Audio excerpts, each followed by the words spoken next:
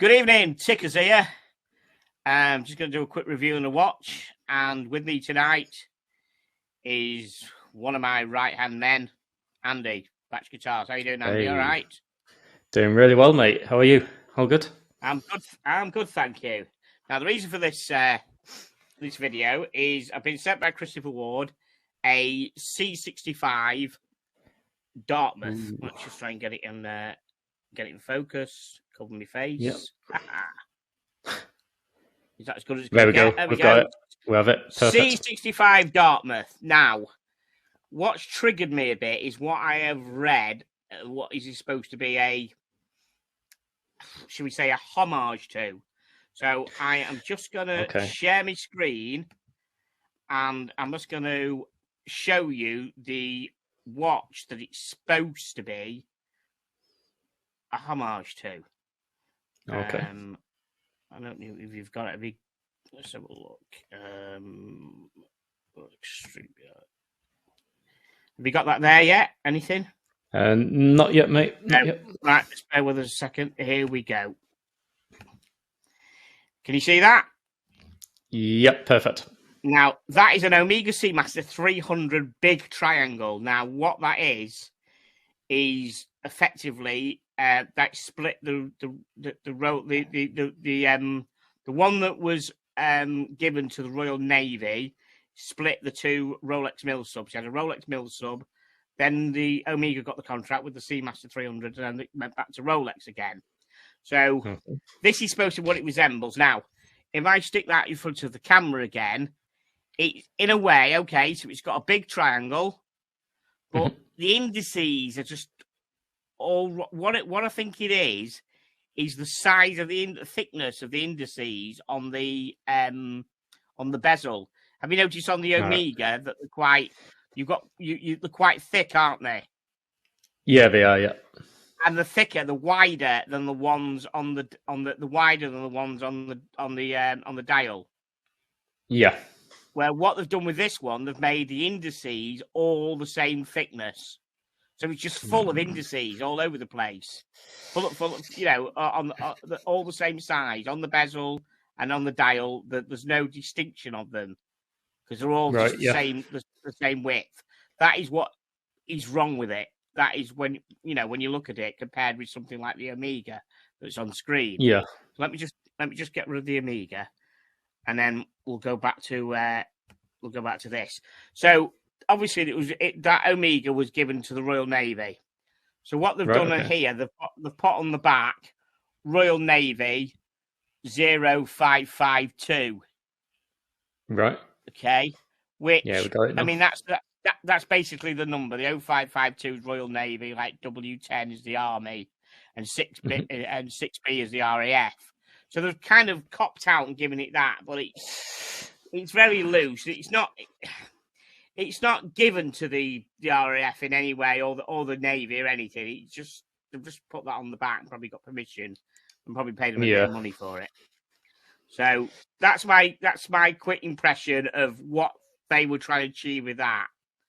So basically, over to you for any more questions about it. I won't keep waving it about. You've got enough pictures. Well, I think that's the one we famously called the porcupine, right? When we first saw the new releases. We did. Yes, the porcupine, we did. Right? Yeah, we called it the porcupine. Yeah, correct. So I think that leads perfectly to the first impressions. So a few things. When you first open up the box and everything, and we'll come to presentation a bit later, but your first impression when you pick up the watch, handle the watch, how did you feel about that? What did you think about it? Did you get excited about the watch, or? Well, no, because I've seen the pictures of it. So when I saw it in person, I thought maybe it's slightly different. Maybe it's a bit hard in it on the video. Looked at it and thought, no, it's just got all those indices. There's something wrong with it. There's too many indices. And I said at that time, I didn't actually know it was supposed to be a nod to the Seamaster 300, which is one of my favourite watches. So it was only when I reminded myself by looking at the picture of the Seamaster 300, I saw what they were kind of trying to achieve, but how they'd gone the wrong way about it. I can see they don't want to make an exact copy of it, But if they made those Yeah, indices fair enough. on the bezel wider, then there wouldn't be an issue with it, and I'd love to watch a hell of a lot more. So first impressions Yeah. were no different than what I saw on the pictures on the web a couple of weeks ago. Okay, so we're no better in person than in the pictures. Then it's still too busy, messy, too messy. Yeah, too messy. So on a 1 to 10 scale, then for first impressions, where do we have it? Where would you rate it? It's got to be 1 being the lowest. It's got to be a 2 or a 3, unfortunately, being low. Yeah, 2 or 3. All right then. Yeah, let me just make note of that. Yeah, so we can tally it up. Can't be any more than 3. Sorry, no. All right, we'll give it a 2. I think it's fair enough. That is what it is, right? Yeah, I have to be honest. 2. Yes. Okay. So looks aside, then. So forget you don't like the looks of the watch. What do you think to the build quality, the quality of the watch? Right. Okay. So the get out clauses. When you look at the paperwork, they tell me it's a prototype because you can't buy this till the end of November. So they have written on the paperwork prototype. So with that in mind, the bezel has got back play. So it's a unidirectional bezel. It goes the one way only as normal, but it has got some back play movement going back the other way. You can feel it. No other Christian Ward has that back play, but this has it. Yeah. And it's quite distinctive. It's not slightly, it's quite a lot. You can physically see it moving. So that quality-wise of that is not good. The finish, apart from that, everything else seems to be kind of okay and fitted together right. But that is a main issue for me. 100%. That's a main issue. So I'm probably gonna have to give it a 5 or a 6 then of that because maybe 6. Give it a 6 because there's nothing else that's bad about it as the build quality, but that's bad enough to knock 4 points off it. Definitely, I'm being kind with a 6 on that, especially with that. With that. Yeah, like I guess it's fair to say though, if it's a pre-evaluation product, right, it's maybe not got the final quality finishing. So as a disclaimer for viewers, for viewers, that's fair. I'll be reporting that back to the guy who sent it me, my contact within Christopher Ward. I've been reporting it back to him to tell him, I know it's a pre-production, it's a prototype, but are you aware of this? And is that one of the reasons why it's a prototype? If not, you need to be aware of it in case it's, in case the model on the same floor. That's fair enough. So that would then bring us then to finishing, right? So build quality is how does it, the overall construction. Finishing would be how are the details. The overall finishing is good.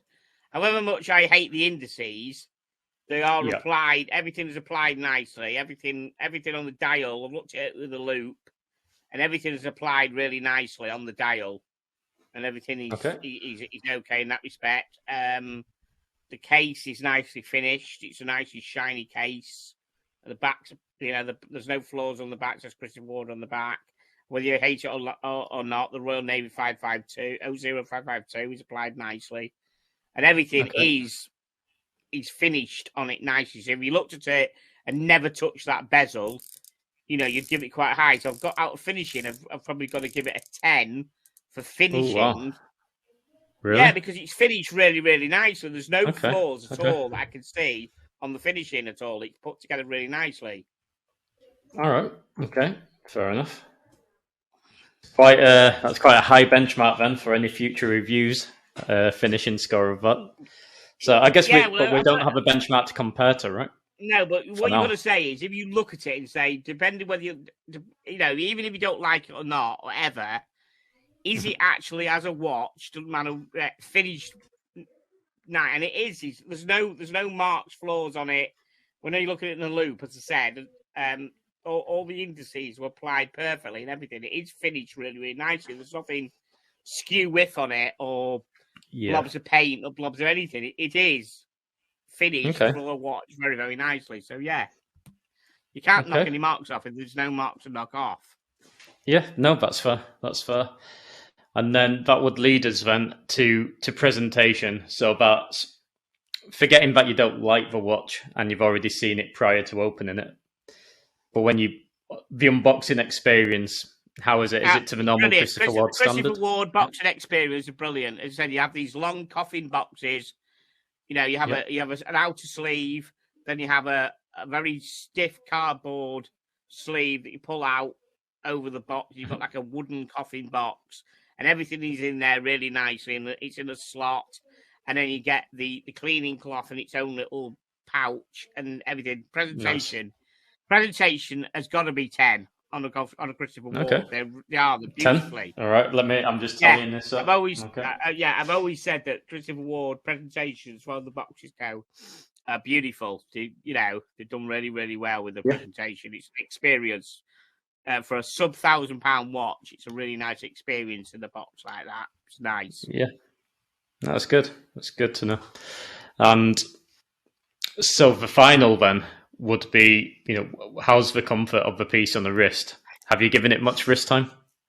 I've given it a bit of wrist time. I'll just put it on again and show you on my wrist. It is actually quite comfy. I haven't got a bracelet with it. It only came on the rubber strap, which is quite interesting. It's a similar rubber strap that I've been wearing my Omega 300, my Omega SMP on recently. I've only put the bracelet back.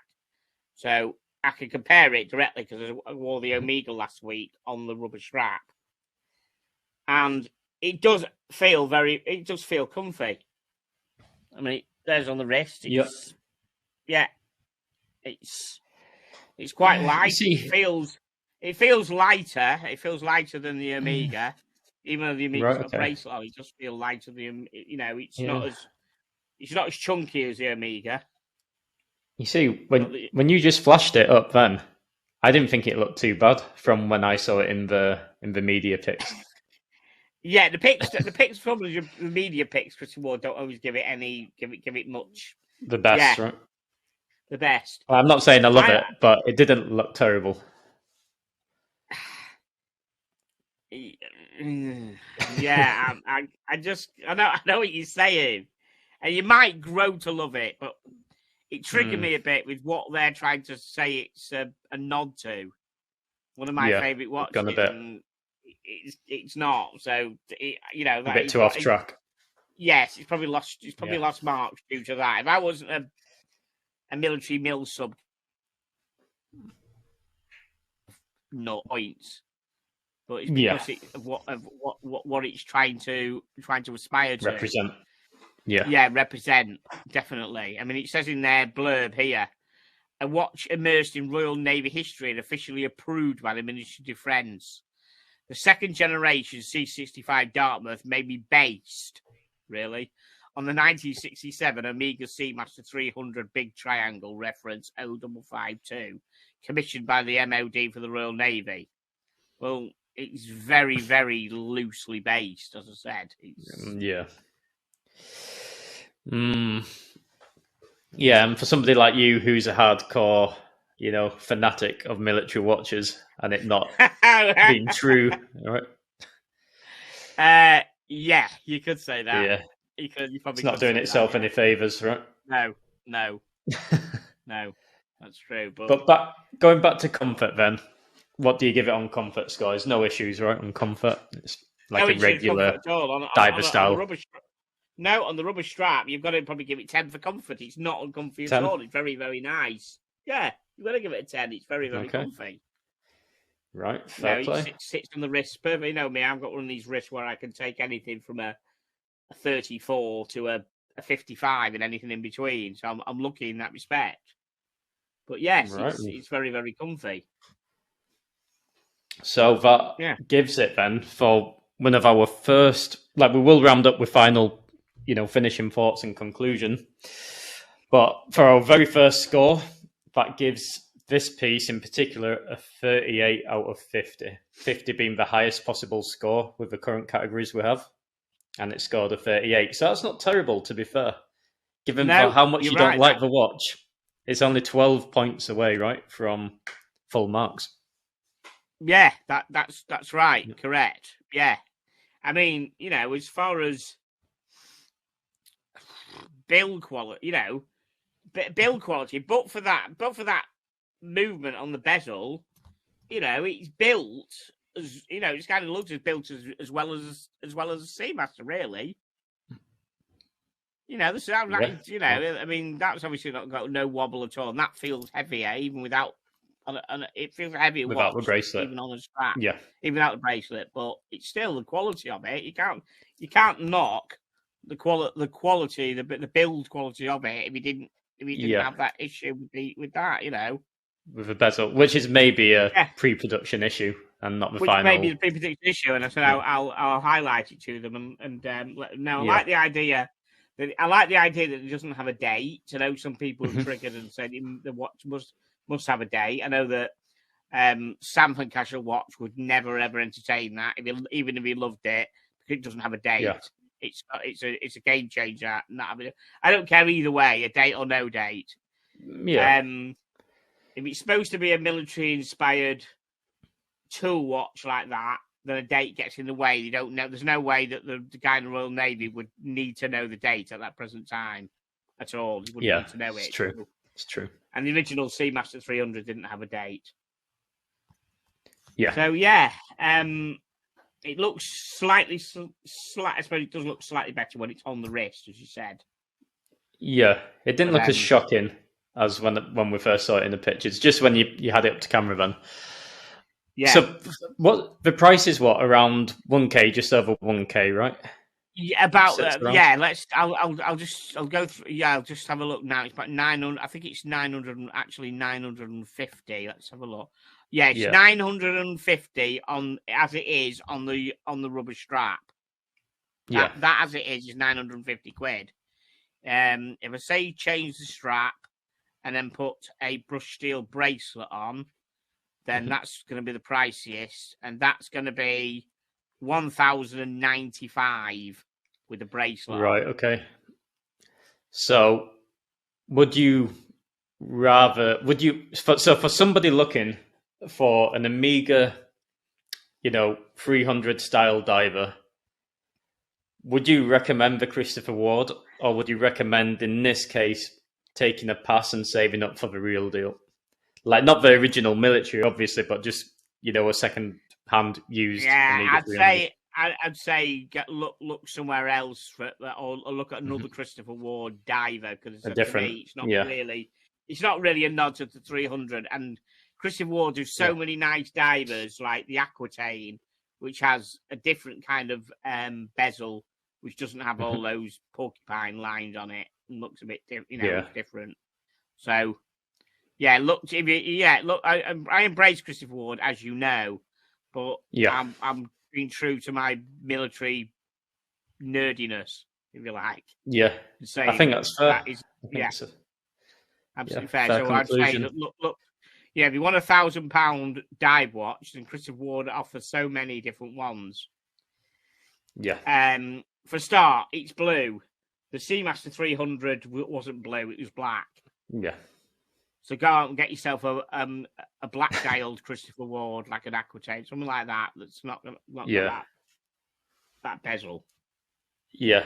And do you think then, on the final note, if Christopher Ward are watching this, could they make this watch turn into some kind of better success if they was to release an improved bezel?